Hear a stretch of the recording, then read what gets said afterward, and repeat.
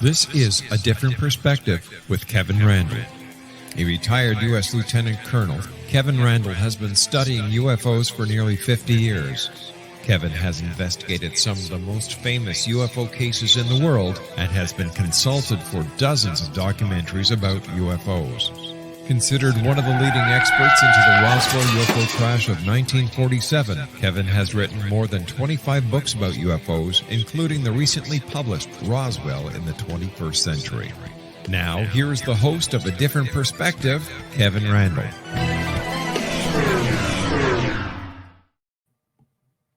And welcome to this edition of A Different Perspective. I'm Kevin Randle.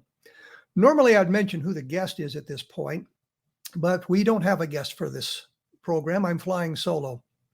It's probably mostly my fault, but I think it works out very well this way. I also begin the program with a rant, and I do have something of a rant for us today, and it's these people who are writing UFO books that don't really understand the phenomenon. People who are supposedly investigating UFOs and don't understand the phenomenon. People who are pontificating about UFOs and don't understand the phenomenon.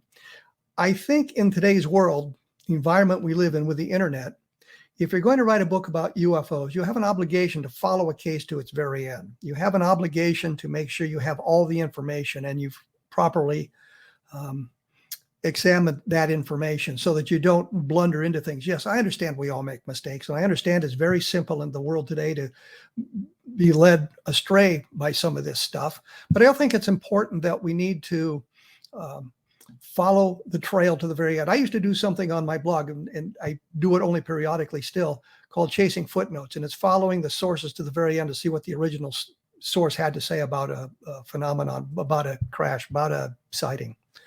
Too often that doesn't happen, and I wonder why that doesn't happen. Sure, years ago, it was very difficult to do those sorts of things with having to go to libraries and access interlibrary exchanges and that sort of thing. But in today's environment, you can go online. You can look at newspaper articles from any time you want to look at, from any area you want to look at. Sometimes you have to sign up for a week of free subscriptions to their archives and things like that. But it's a way of getting the information. And it really annoys me when someone writes a book about a UFO sighting or a UFO event, and they've only done a superficial search of the literature. They've only done a superficial examination. They don't take it to the end to see if there's additional information. Best example of this I can think of off the top of my head is when I wrote Crash When UFOs Fall from the Sky, there was a sighting that's a crash that supposedly took place in Del Rio, Texas in 1948. We had an affidavit signed by an Air Force colonel who was allegedly there. And as I was starting the research for that book, I thought, well, let's see what's new on the internet. And I found a whole bunch of additional information. And I eventually came to the conclusion that the man who claimed to be a colonel in the Air Force was not. He'd been a colonel in the Civil Air Patrol. I've mentioned this before, and there'll be more information on my blog about this. All you have to do is type in Robert Willingham to get to the bottom of it. Point simply is, because of the internet, I was able to clarify an awful lot of problems in that case. And I think that's something that we need to do as researchers. And if you're going to publish an article or publish a book, that it's you have the obligation to follow it to the end to make sure you have all the information and you have it accurately.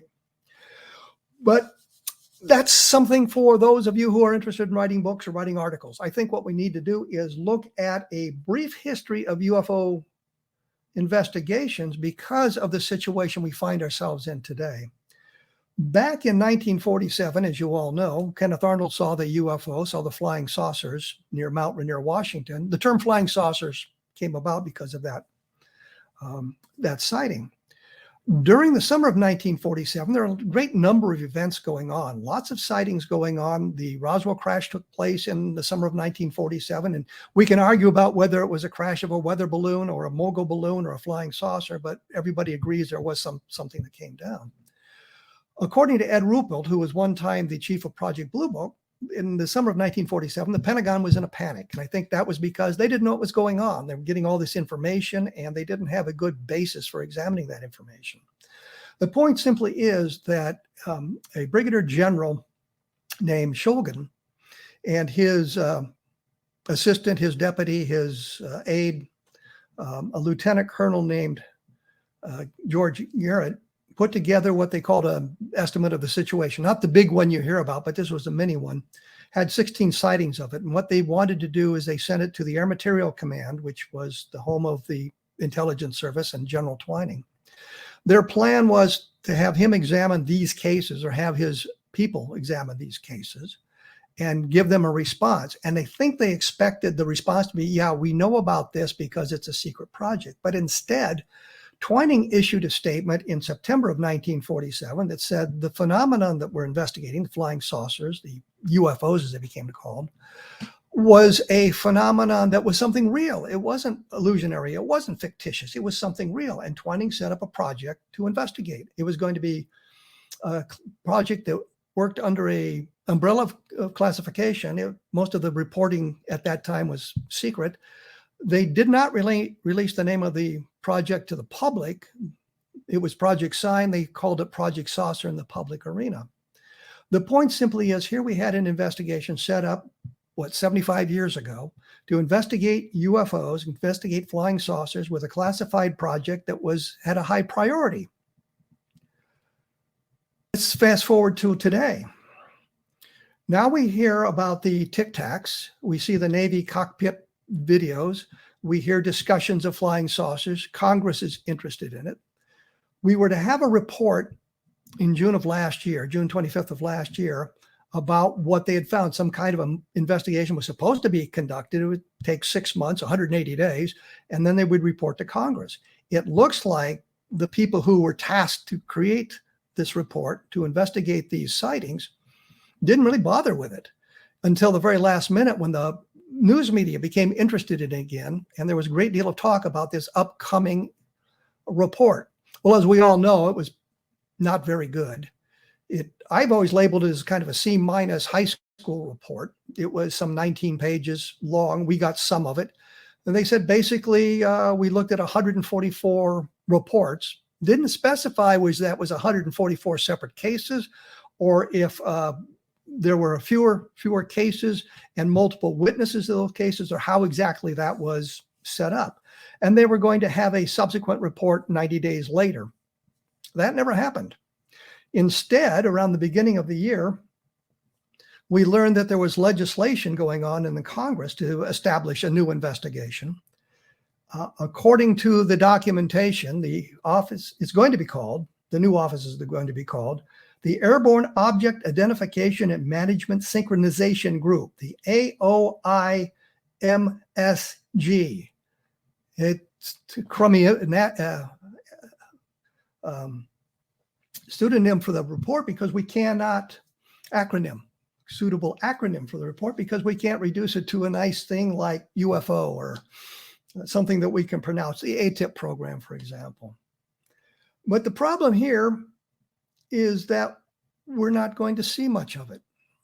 There are reports that have come out in the last week, Sunday, I think it was, where it was discussed that there is a push to keep all of this classified, at least as a secret level.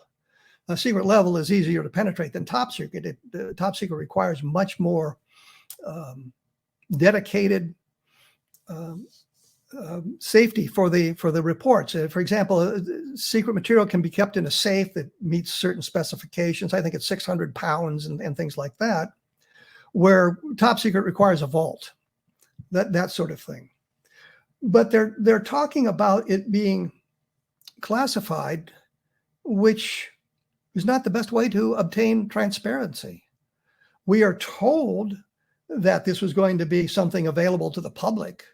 We were told that we would have access to the information unless it affected national security, which is a nice umbrella to hide these things under. And I know that they do this frequently. Say it's a matter of national security and they are not required to release information because of that. And oftentimes in the UFO field, when it's classified as national security, there are other problems with it. It wasn't classified top secret because of the UFO information, but either the source of the information or the gathering methods of the information, that sort of thing. And that becomes a matter of national security, or suggests something about our capabilities that would be of benefit to our competitors in the world. But I look at this thing, and we're supposed to be open and above board about it now. And we're supposed to be moving toward disclosure, which means we're going to be able to see all the records. And we know that's just hasn't happened in the last 75 years. Sometimes it's like pulling teeth to get information through FOIA, and it can take literally years to get a response as you put all that material together, or they put it together to send it to you. And there's a new wrinkle on this as well, where they used to waive the charges for copying and that sort of thing, and now they're charging outrageous fees to search for the information or copy the information and that sort of thing. So it's another way of kind of hiding the information without really hiding the information. But my problem here is this umbrella of secrecy that they're going to bring down over this stuff. That's not what we were talking about.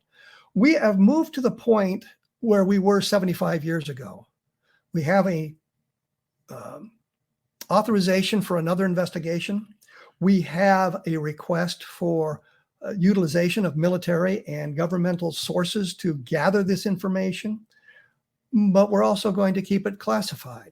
Now, some of it I can understand, especially if there's some kind of intercept that has been attempted, or there is cockpit video that could leak or suggest our methods of gathering information in the cockpit, or the way the heads-up displays work and all of that sort of thing. I get all of that.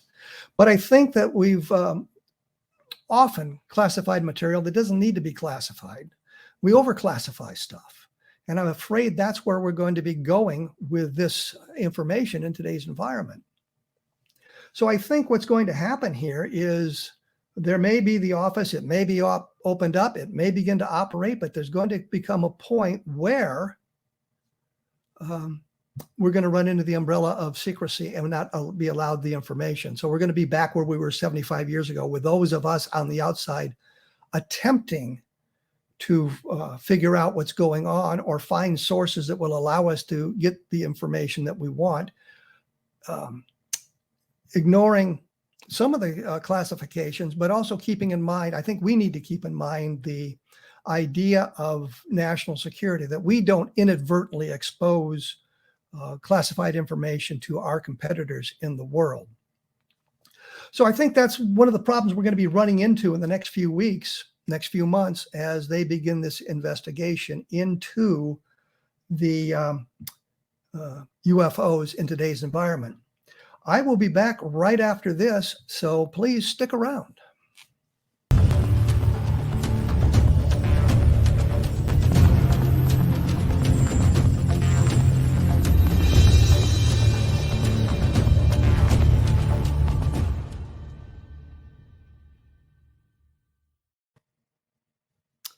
And welcome back. As you can see, I'm doing my thing for COVID by sitting here all by myself. I thought one of the things we need to talk about, or maybe I should say, I'm about to commit ufological suicide. What this means is I think it's time to clear the air about some of the subcategories that are clouding the issue of UFO research. And there's many, many of these subcategories. You know, there's cattle mutilations and abductions and crop circles and crash retrievals and triangular sightings and electromagnetic effects. I think it's time to look at some of that stuff from my point of view, because I get questions periodically. You know, what do you think about this? What do you think about that? So let me clear the air on some of that. And this is what my thinking is in today, which is not necessarily what I'll be thinking tomorrow about these things, because unlike some people in the field, I don't sit on an opinion forever. If new information is presented, I take a look at that information and assess it and how it fits into the current ufological thought. An example, Don Schmidt and I were proponents, fans of Frank Hoffman, the guy who was supposedly on the inside and was providing us with documentation and other things like that. And so when the skeptics, and I think some of the skeptics attack Hoffman because they know there's no UFO visitation, and anything that suggests otherwise must be a hoax, which is not really a fair assessment, but turned out they were right, but that's a whole nother argument. The point simply is, as we looked at this and gathered additional information, we began to realize that Frank Hoffman wasn't telling us the truth. And because of that, we had to reassess our positions on some of the things.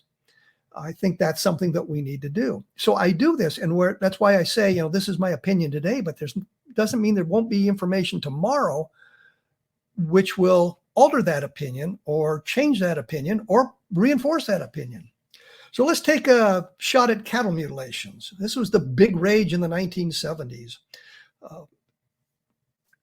Jim Lorenzen, I wanted to say Lee Lorenzen for some reason. Jim Lorenzen, who was one of the directors of APRO, along with his wife, Coral Lorenzen, had called me one night to talk about cattle mutilations, and there was something going on in Minnesota, and I was the closest field investigator to these sightings. And he asked me if I could go up to Minnesota and take a look at it.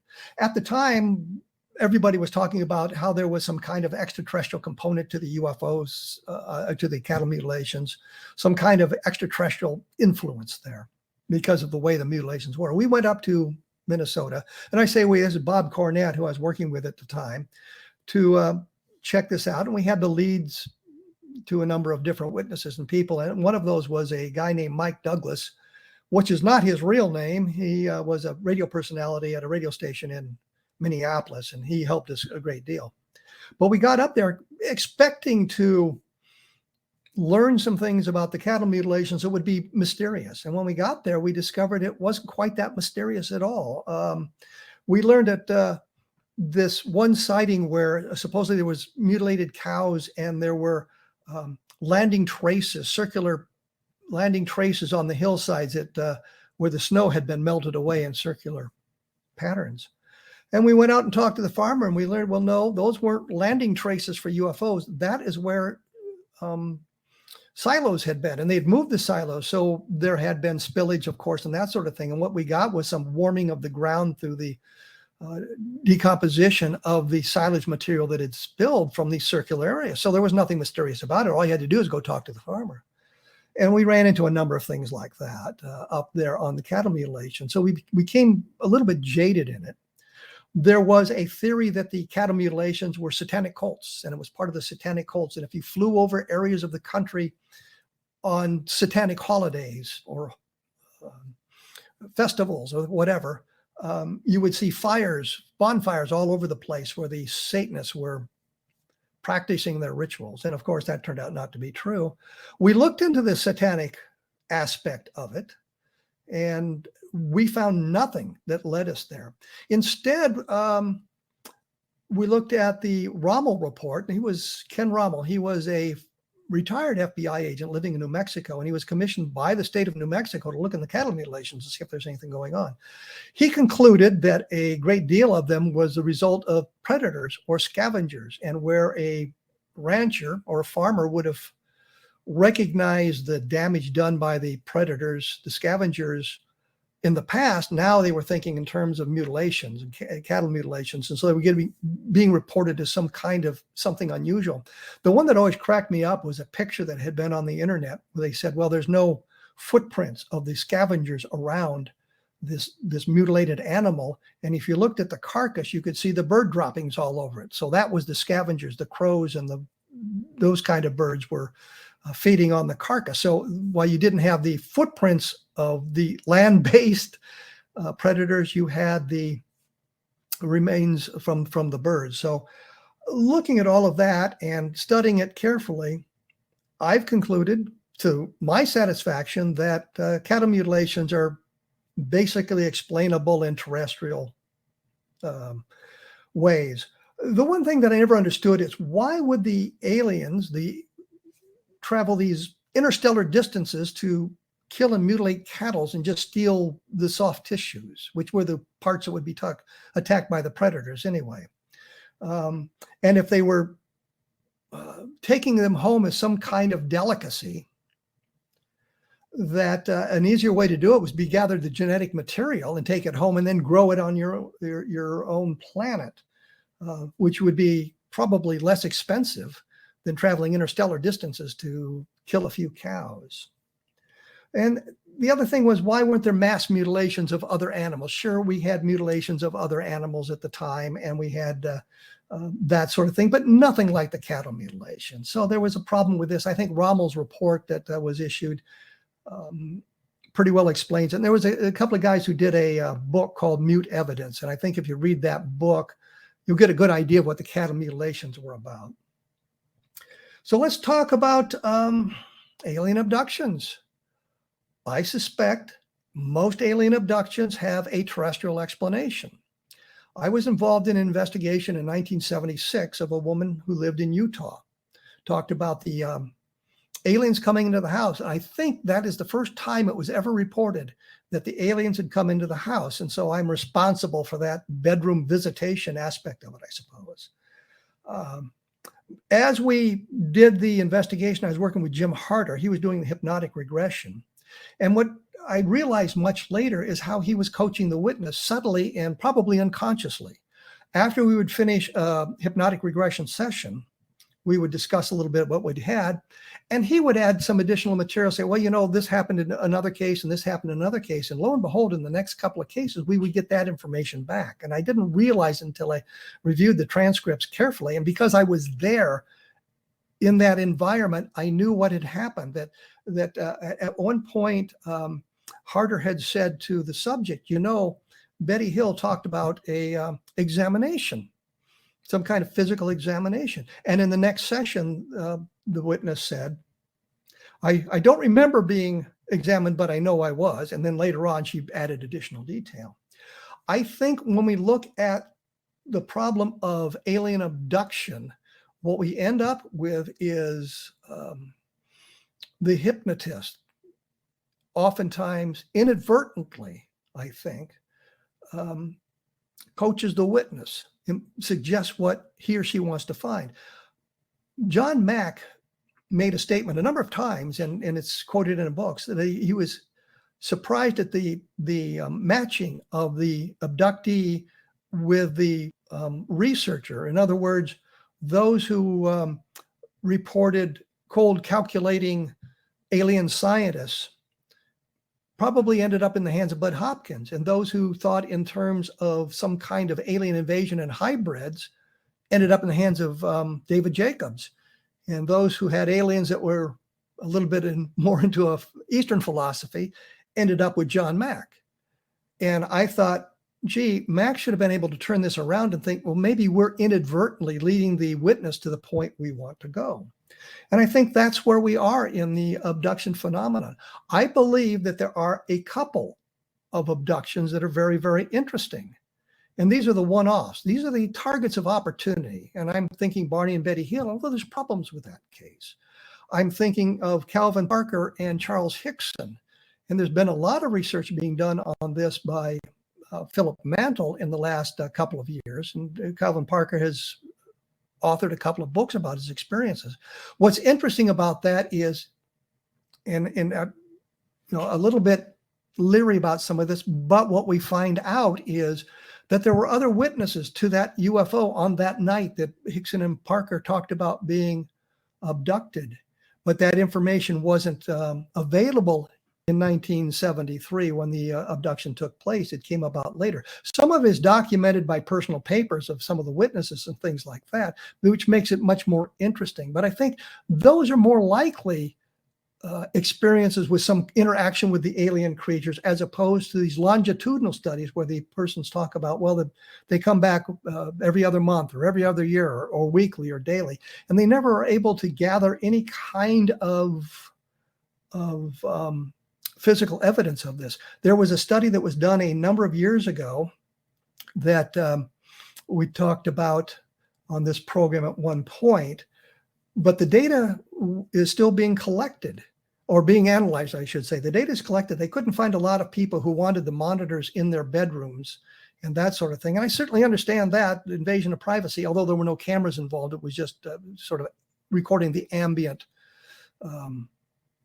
atmosphere in the rooms, but they didn't have a camera in it. But people were reluctant to be involved in that, and it was recording just hours and hours and hours of information that had nothing going on.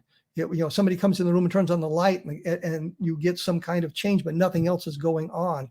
So they're analyzing the data. So it's a project that's ongoing, and it's very interesting in that respect, but it hasn't provided us with any evidence about alien abductions. So I think that we look at it, I think most alien abductions are explainable in terrestrial terms, but I still think there are a few that we need to look at a little bit with a little bit more in depth. When we come back, I will be talking about more aspects of this, so please stick around.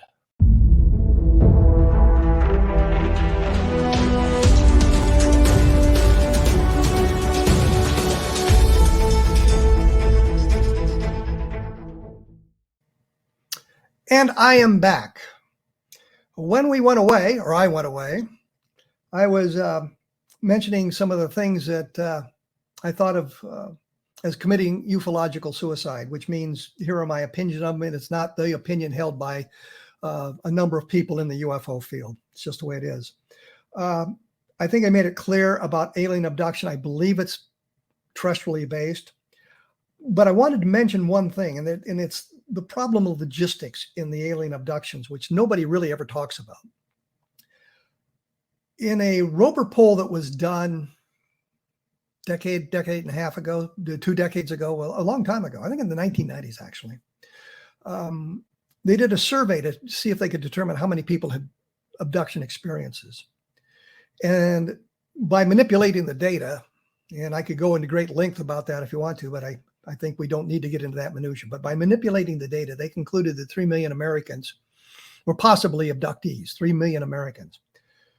The problem with that number is, A, it's very, very large just for the United States, but you have to realize that if we have that sort of problem here in the United States, well, they have it in Canada and Brazil, and they have it in Europe and Asia and Australia and Africa and all around the world. So you can multiply that 3 million by a factor of 10 probably, and then you get into a problem of logistics. Where are they parking all the spaceships? Wouldn't the sky be filled with the alien spaceships participating in the abductions of people? I think that that's just preposterous. And that's why I look at the cases of targets of opportunity, because it's a limited number of events that we can look to, and it limits the number of people involved, and it reduces the logistical problem. But that's something that we should think about when we're studying UFOs.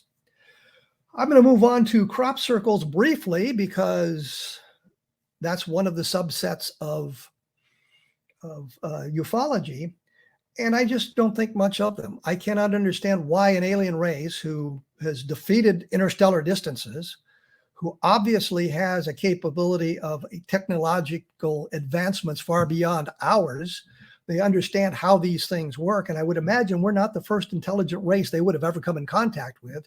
And the way they determine they're going to communicate with us is creating these beautiful, in some cases, circles or designs in crops, mostly in England, by the way. There used to be a phenomenon known as saucer nests, where people would talk about how they would find a saucer-shaped, bowl-shaped depression in their crops where something might have touched down, but it was just like a big circle in the crops. It wasn't quite these elaborate designs. So I'm thinking that crop circles probably have a terrestrial explanation, and I think it's pretty well examined or explained who it was and what was going on, and it has been mimicked by many, many other people. So I think we can move crop circles out of the realm of the UFO phenomenon into something else. If you wish, you can move it into the paranormal and suggest maybe some kind of entities that share the planet with us are trying to communicate that way. I don't know. I'm just not a fan of crop circles. And I was going to talk a little bit about MJ12, but I think that's pretty well been debunked, I guess would be the right word. I did a long section about it in the book Roswell in the 21st Century, and my new book, Understanding Roswell, has a much shorter section on it, but I haven't seen any arguments that would suggest that any of those documents are real, that it's all pretty much a hoax. It's almost pretty much designed by one or two people in the beginning to push themselves forward in the ufological spotlight, and others for their own reasons have jumped on the bandwagon, creating document after document. And even Stan Friedman, one of the major proponents of MJ12, was suggesting that the vast majority of the documents are faked. And we found the source documents and things like that, so we know how it was done. I think one of the other aspects of this I mentioned briefly was the electromagnetic effects. And this is an effect of a close approach of a UFO where it interacts with the environment in some fashion. And I did a book, as you all know, and if you go to the blog, you'll be able to see a representation of the book, and you can click on it to go to Amazon. I think of it as kind of the second best case for alien visitation, and it's because of the number of people involved. It's because of the Air Force's obvious attempts to cover it up or to explain it away, and the interaction with the environment. And the basics of it was on November 2nd, 1957, a number of people in and around the Levelland, Texas area, and the Levelland being 15, 20 minutes from Lubbock, for those of you trying to place it in your mind, in the Panhandle area of Texas, reported the close approach of a UFO that stalled their cars, put out the headlights, filled the radios with static, and then when it took off, the cars would work properly again. The first report was a guy named Pedro Saucedo, Korean War veteran, longtime resident of the area, saw this brightly glowing blue object, and I stress the blue here, landing near his pickup truck. The engine stalled, the lights went out. He dove out of the truck and rolled underneath it for protection. His passenger sat there petrified for a couple of minutes. The object then turned a bright red or orange and took off. And once it was gone, Saucedo got back in the truck and was able to start it. And that's kind of a key point. He had to take an action to start the truck. Over the next 2.5, 3 hours in the Levelland area, the sheriff's department, the police dispatcher got numerous phone calls about this glowing red object in the area stalling cars. In the book, I think there's more than this, but there were people at 13 separate locations independently reporting this to the sheriff, and all in the space of 2.5 hours. Now, this is before we got into social media. You couldn't go on TikTok. You couldn't go on Facebook. You couldn't go on Instagram. You couldn't put up a video immediately of what had just happened to you, so that when the Air Force said, well, some of this was a result of the hysteria going on in the area at the time, it's kind of a misnomer, because that wasn't being communicated the way it would be in today's environment. But eventually the sheriff, and I hate the guy's name, it's Weir Clem. I wish it was something like Jack Armstrong or James Bond or something, anything better than Weir Clem. Good fellow. I actually have a video of him talking to a reporter that I shouldn't say I was able to find. David Muller sent that to me. But he eventually decided he needed to go out and take a look for this thing. He went out in what I think of as a mini convoy. He was in his patrol car with one of his deputies. Behind him was the Texas Department of Public Safety. I think it was called that even back then, more of the highway patrol. And here's the key that comes up in my report alone, and that is they were followed by a car with Air Force officers in it. So in other words, we have the sheriffs, we have the state police, we have the Air Force.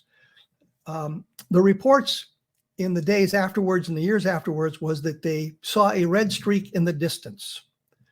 But I found newspaper reports prior to the Air Force showing up to investigation where the sheriff said he had seen an object, called it oval-shaped or football-shaped. Later on, he was interviewed by a guy named Don Berliner, I think in 1974, 1975.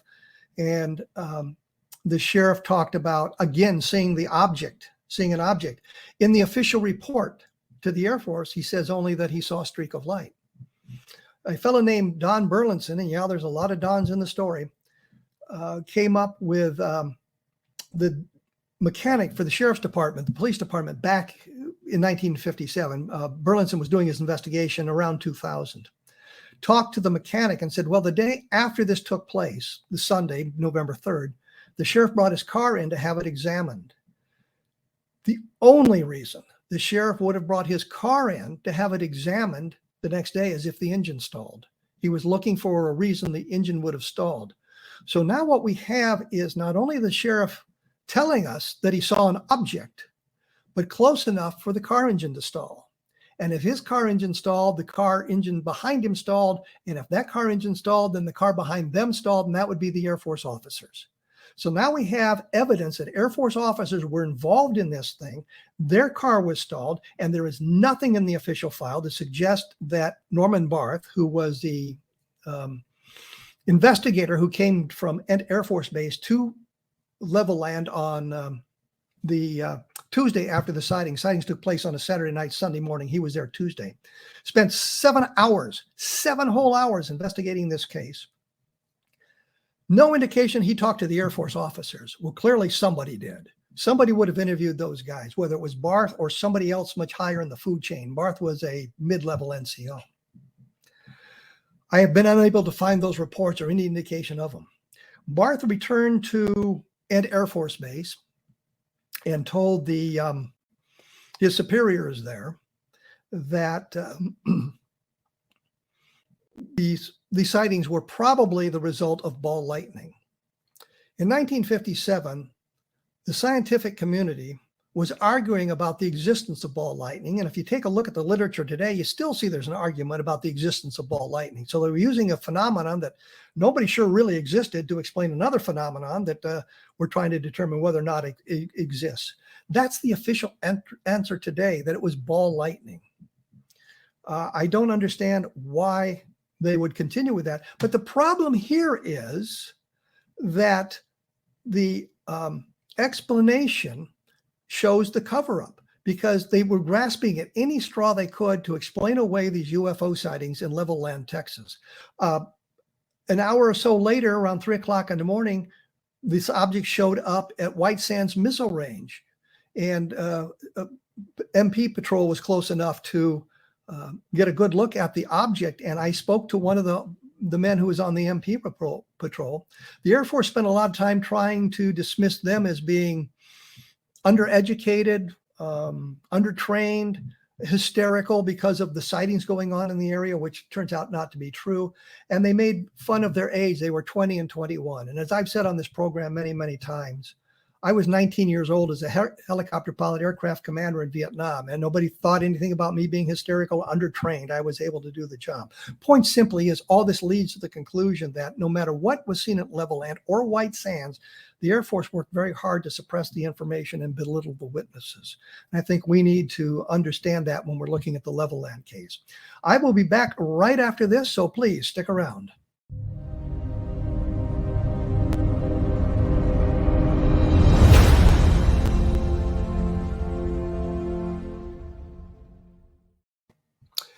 And I am back. We were talking about a lot of things in the UFO field that I find a little bit less than credible. For those of you who are interested in more information, I've done literally 1,200 blog posts about various aspects of this. You pick a keyword and type it into the search engine available at the blog, and you will come up with some of the articles I have, which will explain some of this a little bit more in depth. And of course, some of the books have additional information. For example, Roswell in the 21st Century has a long segment on MJ12 and the problems with that. And I had just finished a book in the last few weeks called Understanding Roswell. And what we were doing as we are approaching the 25th anniversary of the Roswell case, and I say we, the publisher and I, thought it would be a good idea to re-examine the case from a different perspective.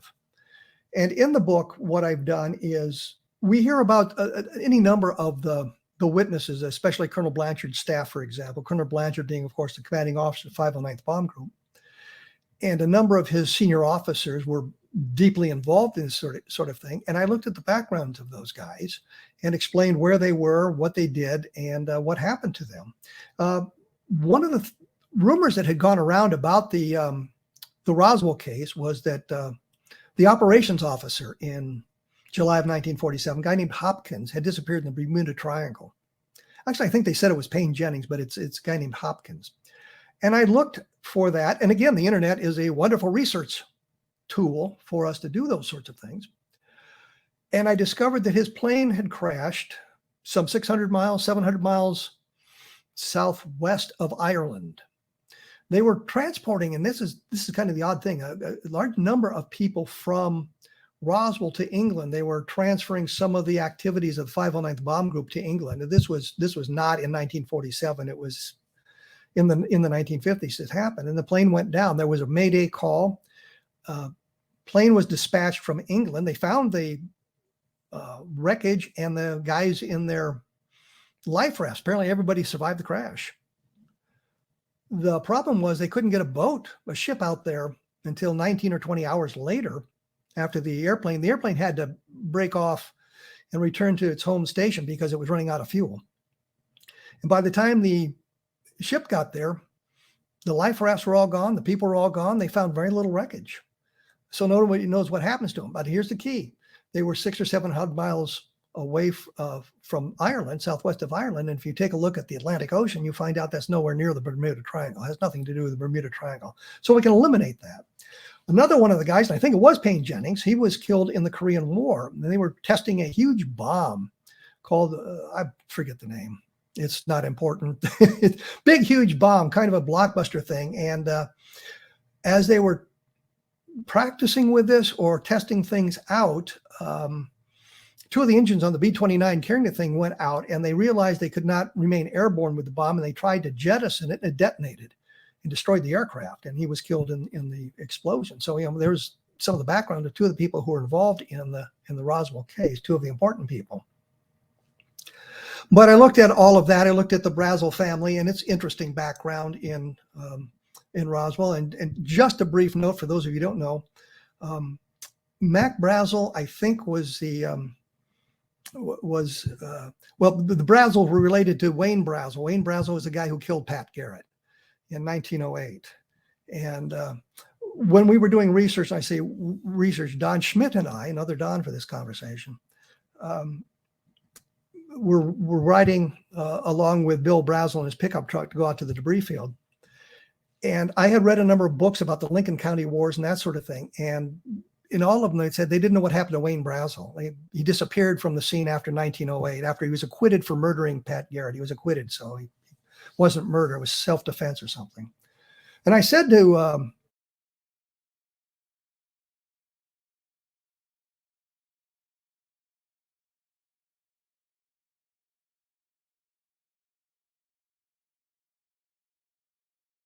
Bill Brazel. So Wayne Brazel didn't go to South America and die in a gunfight like Butch Cassidy and the Sundance Kid. He didn't disappear for the scene. And I don't know why all these historians who are writing about the Wayne Brazel and the Lincoln County Wars couldn't contact the Brazel family who still lived in the area, for crying out loud. But we look at some of that stuff there. We look at some of the problems with the Jesse Marcel testimony, Jesse Sr. in his testimony, what he had said and what he had done. Look at all of that sort of thing as a way of bringing this whole thing into closer perspective. But one of the things that I did do again here was talk about Project Mogul. And one of the things I point out in this book that I don't think had been pointed out before is Mac Brazel found this field full of metallic debris, strange debris, he said. And as I've mentioned, we all know something happened at Roswell. Something happened in the Corona area where Brazel lived. There was some kind of crash. But he brought samples of it with him to the sheriff's office. And the thing is, if he brought samples of it to the sheriff's office, why would Jesse Marcel go to the ranch? He knew what he was looking at. What Brazel allegedly brought in, according to the descriptions given in the newspapers a couple of days later, was he brought in rubber and sticks and part of a balloon envelope. Well, if that's true, then there was no reason for Marcel to go out to the field with Cavett and that sort of thing. So a lot of the story would have changed significantly at that point, but it didn't. They went out to the field. Cavett said immediately when he saw the debris in the field, he knew what it was. Well, why didn't he know what it was when he saw it in the sheriff's office? And they would not have needed to go out. Besides that, and the one thing the skeptics just can't seem to understand, deal with is the fact that according to the diary written by Dr. Albert Crary, he was the leader of the project in Alamogordo at Holloman Air Force Base, Alamogordo Army Airfield, launching the Mogul balloons. His diary says flight number 4, which is the culprit in this discussion, was canceled. Well, if the flight was canceled, how did it leave debris on the ranch? The other thing that they've done, which is somewhat disingenuous, is a lot of them will print a mogul array from the New York University studies, what it looked like, and it's how big it was and how long it was. But it's always from flight number 2. When you get to New Mexico, they had reduced the size of the flight, so it wasn't as long as it was, and there were no ray wind targets on it. So if there are no ray wind targets, then that eliminates part of the problem, and that eliminates the pictures taken in Ramey's office because there were no ray wind targets available for them to have picked up and been fooled by. So I look at that stuff, but I also look at the mythology around Roswell and all the people who have come forward with their stories about how they were involved and what they did and what they saw. And there's been a lot of that, especially when we start talking about the bodies of the alien creatures. And I think to understand the Roswell case completely, you have to understand those stories and how they fit into the picture. I read a book, 2 decades ago called Stolen Valor. And this was about all the people who have come forward with their horrific tales of combat during the Vietnam War. And the point of the book was, here were all these people telling these stories, but they had no documentation to prove that they had served in Vietnam. They had no documentation to prove that they had served in the military. And they would say things like, well, my records were completely destroyed in the fire in St. Louis, for example. Untrue. Maybe their records were burned up, but they probably weren't, because most of the records destroyed were from World War I and part of World War II and was at the very end of the alphabet. But the thing is, I have a banker's box filled with documents from my service in the military. So if my records had burned up in St. Louis, I could have them reconstituted because I have the documentation to prove it, from former DD Form 214s, which is what you get when you leave active duty, to other documentation, orders to participate in various exercises in schools, the certificates from those schools, travel vouchers to get to and from various activities in the military, and all kinds of ancillary documentation. So if you were to write to St. Louis to look for my records, and they said, well, we couldn't find anything there, I could reconstitute those records. I could prove that I had served in the military, just as I said. In fact, if you go online, I found a picture from my flight school class from 1960, would have been 1967. And I hate to say that because it certainly gives my age away. But I'm second from the left in the second row, bigger than life. So you can find that online. And you can go to the 187th Assault Helicopter Company website, and you can see a picture of me in Vietnam and a picture of me in Iraq. So, I mean, I can prove I can prove it. And a lot of these people were not able to produce even that much. Point here simply is, when we move into the UFO arena, especially the big name cases like Roswell, we get an awful lot of witnesses who have come forward and said, yeah, I was there in 1947 and I saw this and I saw that.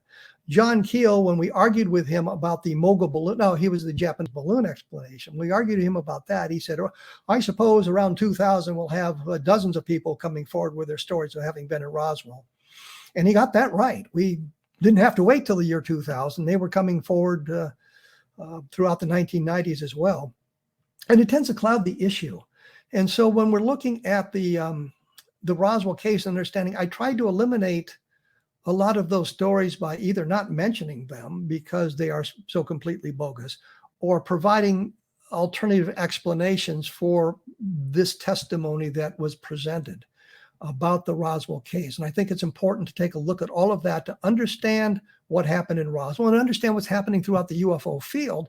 Is we have an awful lot of that kind of thing going on. I was stumbling there because I was thinking about all the videos that we get in today's environment about UFOs and UFO sightings. And an awful lot of those are created by people who are having fun. I know some people create them just to see if they can fool people. I know that some people create them just to post on their blogs for clicks, things like that. So we have to look out for that. And that was kind of the purpose behind understanding Roswell, is examining the case from the point of view of today, based on the investigation that's been going on for more than 30 years that Don and I began in 1989, and others began much earlier than that.